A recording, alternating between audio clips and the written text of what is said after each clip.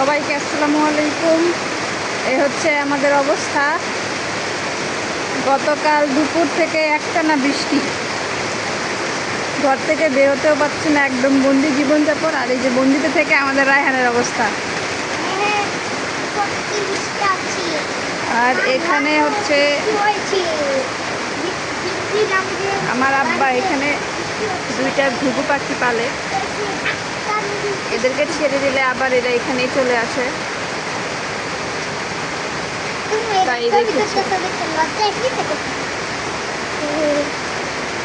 আমি এখন আছি গাজীপুর, আমার বাবার বাড়ি। পরীক্ষা দিতে আসছি, চলে যাবো 2 দিন পর, পরীক্ষা শেষ হলেই।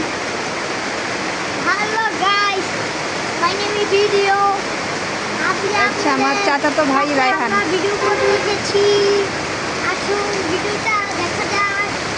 এই যে বৃষ্টি পড়লে টিনের চালে যে ছনছন একটা আওয়াজ, এটা শহরে গেলে খুব মিস করি।